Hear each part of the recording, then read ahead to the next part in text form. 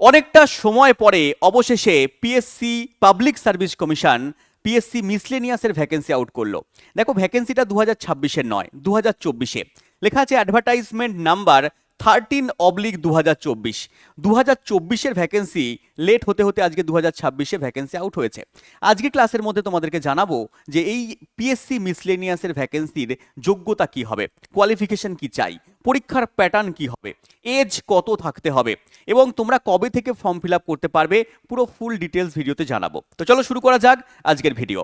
দেখো প্রথমেই জানাবো যে এই পিএসসি মিসলেনিয়াস পরীক্ষা দিলে তুমি কোন কোন পোস্টে চাকরি করতে পারো। দেখো এখানে লেখা আছে 1 থেকে 19 নাম্বার পর্যন্ত 19 রকমের পোস্ট রয়েছে, যেমন assistant child development project officer, এরকমভাবে 19খানা পোস্ট রয়েছে। এবং দেখো 19 নম্বরে লেখা আছে revenue inspector and certain other post, অন্যান্য পোস্টও পরবর্তীকালে আসতে পারে, কিন্তু মেনলি আমাদের এই 19 রকমের পোস্ট রয়েছে। এবারে দেখবো এই 19 রকমের পোস্টের প্রত্যেকটার স্যালারি কত। দেখো 1 থেকে 11 নম্বর যে পোস্টগুলো রয়েছে, 1 থেকে শুরু করে একবার দেখে নেবে তোমরা, 1 নম্বর থেকে 11 নম্বর পোস্ট পর্যন্ত এদের স্যালারি কত হচ্ছে না 32,100 থেকে 82,900 টাকা পর্যন্ত।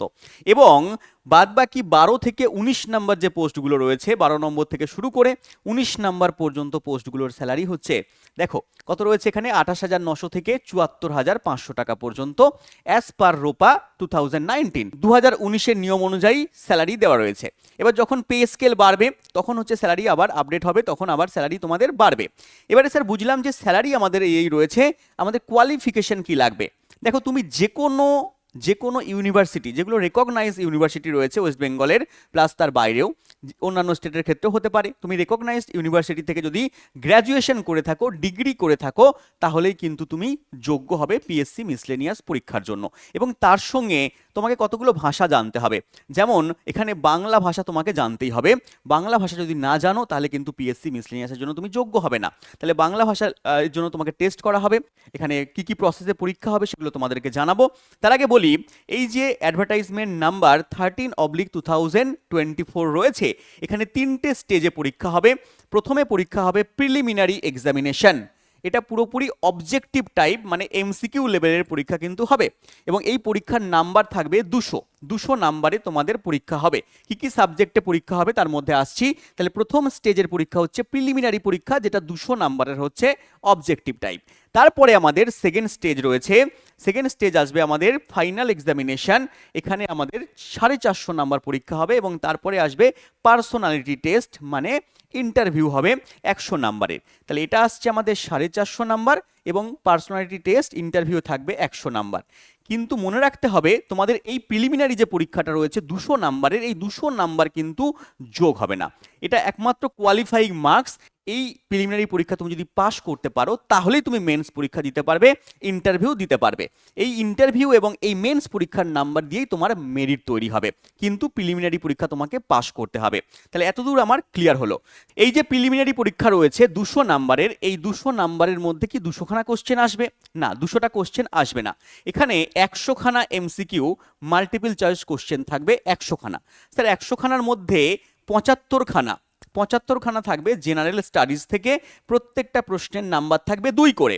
তাহলে হয়ে গেল আমার 150 মার্কস।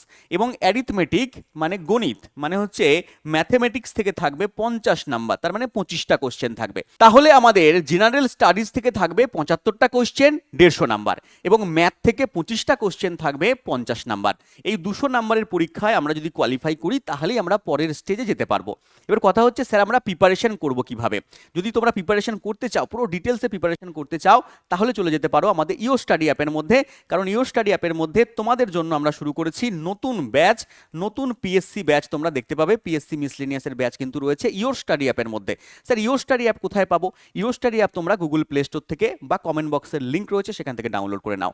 একেবারে ছোটবেলার ঘাটতি পূরণ করে, অনেকদিন যারা প্রিপারেশনের মধ্যে নেই, পড়াশোনার টাচে নেই, তাদের ক্ষেত্রে একেবারে বেসিক লেভেল থেকে ছোটবেলার ঘাটতি পূরণ করে পড়ানো হবে।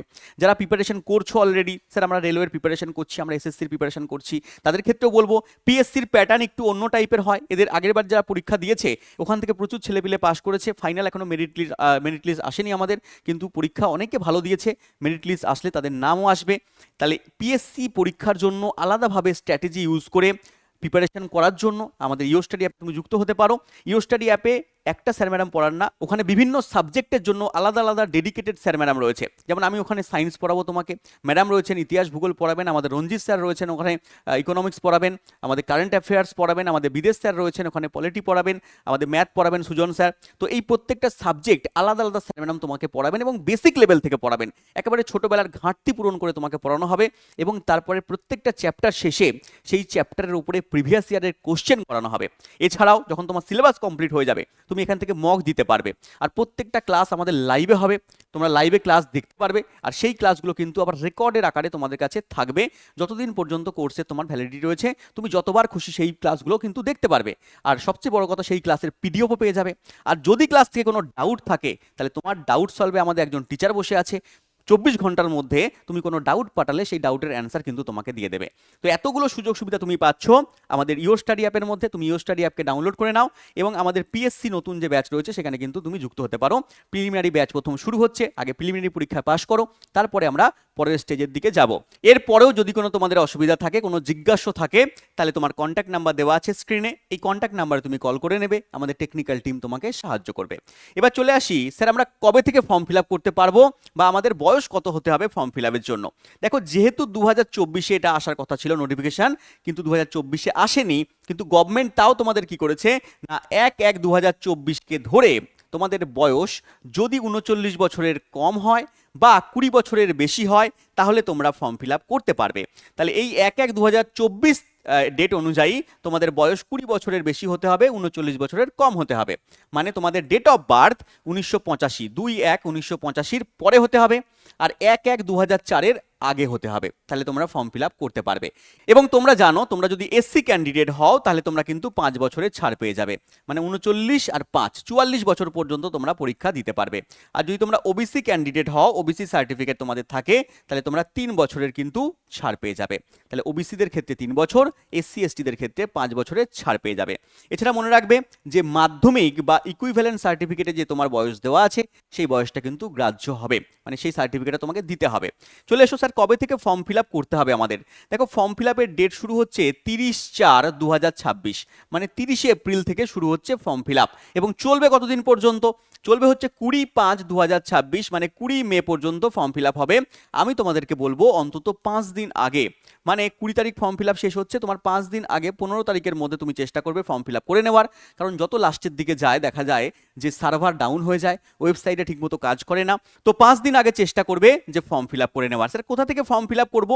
দেখো, ডাইরেক্ট এখানে চলে যাবে psc.wb.government.in, এই ওয়েবসাইট থেকে তোমরা ফর্ম ফিল আপ করবে। অন্য কোনো লিঙ্কে ক্লিক করে সেখান থেকে ফর্ম ফিল আপ করবে না, ডাইরেক্ট গভর্নমেন্টের ওয়েবসাইট থেকে তোমরা ফর্ম ফিল আপ করবে।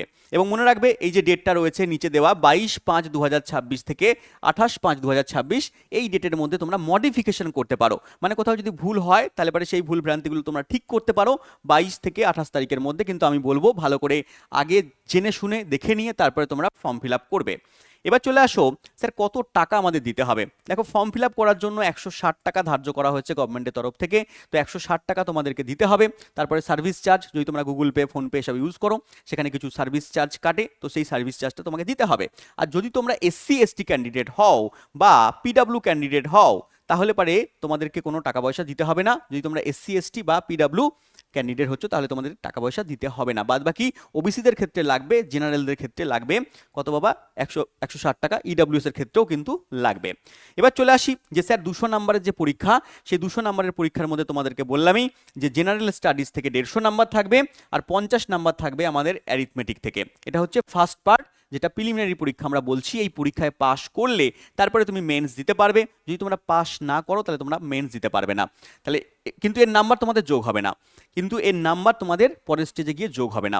এখানে কি কি থাকবে? জেনারেল স্টাডিজের মধ্যে শুধু তোমাদের জেনারেল সায়েন্স বা এরকম কিছু নয়। জেনারেল স্টাডিজ বলতে জেনারেল সায়েন্স তো রয়েছেই, ফিজিক্স কেমিস্ট্রি বায়োলজি তো থাকবে, কিন্তু তার সঙ্গে সঙ্গে হিস্ট্রি থাকবে, জিওগ্রাফি থাকবে, পলিটি থাকবে, ইকোনমিক্স থাকবে, স্ট্যাটিক জিকে থাকবে, কারেন্ট অ্যাফেয়ার্স থাকবে। সবগুলো মিলিয়ে হচ্ছে জেনারেল স্টাডিজ। সেখানে কিন্তু 150 নাম্বার আছে, 75খানা কোশ্চেন আছে, ভালো করে প্রিপারেশন করতে হবে। আর 50 নাম্বার যেটা আছে 25খানা কোশ্চেনের 50 নাম্বার ম্যাথ থেকে থাকবে। তো ভালো করে এই দুখানা সাবজেক্টের এখন থেকে প্রিপারেশন শুরু করতে হবে, কারণ তুমি যদি ভাবো স্যার পরীক্ষার নোটিশ আসবে, হ্যাঁ পরীক্ষার ফর্ম ফিল আপ হলো, নোটিশ আস্তে আস্তে 5 মাস 6 মাস লাগবে, তখন গিয়ে আমি পড়াশোনা করব, তাহলে কিন্তু অনেকটা তুমি পিছিয়ে পড়বে। তো এখন থেকেই প্রিপারেশন শুরু করে দেবে। প্রথমে টার্গেট করবে যাতে আমি প্রিলিমিনারি পাস করি, এবং তারপরে প্রিলিমিনারি পরীক্ষা পাস করতে পারলেই তুমি কিন্তু এখানে ফাইনাল পরীক্ষা দিতে পারবে। সেখানে 450 নাম্বার থাকবে। কি কি পেপার হবে এটা নেক্সট পার্টে আমরা নিয়ে আসবো, এবং তারপরে 100 নাম্বারের এখানে আমাদের ইন্টারভিউ হবে। কিন্তু তার আগে আমাদের প্রিপারেশন করতে হবে আমাদের প্রিলিমিনারি পরীক্ষা সম্পর্কে, এটা আমাকে পাস করতেই হবে। এর জন্য প্রিপারেশন আমাদের এখন থেকে শুরু করতে হবে। তোমরা যারা আমাদের কাছ থেকে পড়াশোনা করতে চাও, ইওর স্টাডি থেকে পড়তে চাও, চলে যাও ইওর স্টাডি অ্যাপের মধ্যে। প্রচুর ছেলেপিলের ওখানে রিকোয়েস্ট আসছে, প্রথম আমরা কয়েকজনকে কিছু ডিসকাউন্ট দেবো, তারপরে আমরা ডিসকাউন্ট দিতে পারবো না, তো প্রথমে তোমরা জয়েন হতে পারো আমাদের ইওর স্টাডি অ্যাপে গিয়ে। এছাড়াও আমাদের 6.002 প্রো কিন্তু চলছে, তোমরা যুক্ত হতে পারো। এসএসসি পরীক্ষা যারা প্রিপারেশন করছো, বা রেলওয়ে পরীক্ষা যারা প্রিপারেশন করছো, বা পুলিশের জন্য প্রিপারেশন করছো, তোমরা এই সমস্ত ব্যাচে যুক্ত হতে পারো। বা সাবজেক্ট ওয়াইজ আমাদের জেনারেল সায়েন্স থেকে শুরু করে ম্যাথ থেকে রিজনিং থেকে প্রত্যেকটা সাবজেক্ট আমাদের ব্যাচ রয়েছে, তো সেখানেও তুমি যুক্ত হতে পারো। বা আমাদের এসএসসি জিডি ব্যাচ যেটা 2027 সবে মাত্র শুরু হয়েছে, তো সেখানেও তুমি যুক্ত হতে পারো যদি ভাবো স্যার আমি এসএসসি জিডি পরীক্ষা দেবো। তো এই সমস্ত ব্যাচ তোমরা কোথায় পাবে না, ইওর স্টাডি অ্যাপের মধ্যে পেয়ে যাবে। কি কি সুযোগ সুবিধা এখান থেকে দেওয়া হয় তোমাদেরকে বলে দিয়েছি। ইওর স্টাডি অ্যাপে চলে যাবে, কমেন্ট বক্সে লিঙ্ক আছে বা গুগল প্লে স্টোরের লিঙ্ক রয়েছে, আর বাদ বাকিটা এখানে কন্ট্যাক্ট নাম্বার থেকে তোমরা জেনে নেবে। দেখা হচ্ছে পরের ভিডিওতে, ততক্ষণ ভালো থেকো। Thank you, Jai Hind.